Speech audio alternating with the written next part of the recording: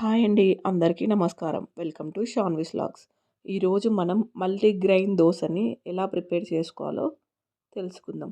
First అయితే ఇలా 2 గ్లాసుల బియ్యాన్ని తీసుకోండి.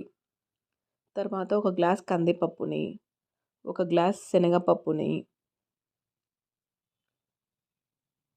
ఒక గ్లాస్ అలసందలని, ఒక గ్లాస్ పెసల్ని, ఒక గ్లాస్ జొన్నలని, ఒక గ్లాస్ మినప్పప్పుని యాడ్ చేసుకోండి.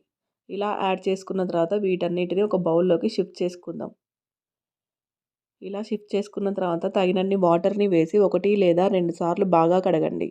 ఇలా కడిగిన తర్వాత దీనిపై మూతనుంచి 6-8 గంటల వరకు అలాగే నాననివ్వండి.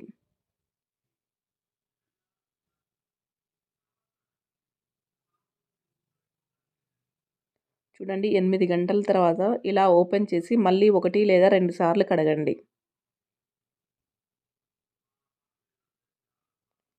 ఇలా కడిగిన తర్వాత ఈ మల్టీగ్రెయిన్స్ని మిక్సీ జార్లోకి షిఫ్ట్ చేసుకుందాం. ఇలా షిఫ్ట్ చేసుకొని తగినన్ని వాటర్ని వేస్తూ మెత్తగా గ్రైండ్ చేసుకోండి. ఇలా గ్రైండ్ చేసుకున్న బ్యాటర్ని ఒక బౌల్లోకి షిఫ్ట్ చేసుకుందాం.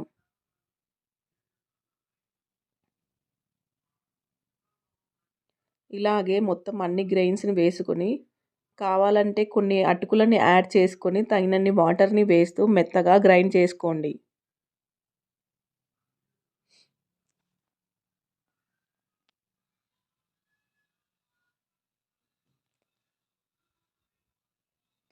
ఇలా గ్రైండ్ చేసుకున్న పిండిని ఒక బౌల్లోకి షిఫ్ట్ చేసుకొని ఓవర్ నైట్ అలాగే వదిలేయండి.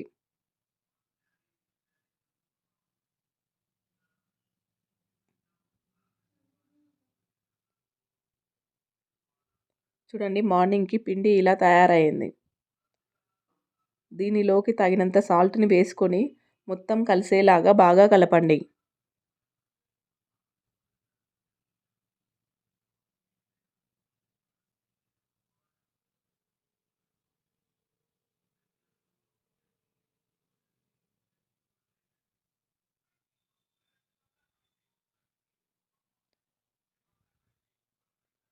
ఇలా కలుపుకున్న తర్వాత స్టవ్ మీద దోస ప్యాన్ ఉంచి హీట్ అయిన తర్వాత దోసని వేసుకుందాం.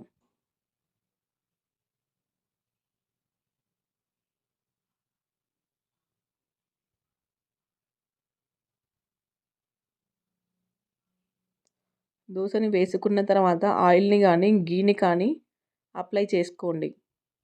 ఎప్పుడు నార్మల్గా వేసుకునే దోశలు కాకుండా ఒకసారి ఈ మల్టీగ్రెయిన్ దోశను ట్రై చేయండి. టేస్ట్కి టేస్ట్, హెల్త్కి హెల్త్. ఇలా దోశ కలర్ చేంజ్ అవ్వడం స్టార్ట్ అయిన తర్వాత ఇంకొక సైడ్కి టర్న్ చేసుకోండి. ఇలా టర్న్ చేసుకొని 2 వైపులు బాగా కాల్చుకోండి. ఇలాగే మనకు కావాల్సినన్ని దోశలు వేసుకొని ఇష్టమైన చట్నీతో సర్వ్ చేసుకోవడమే.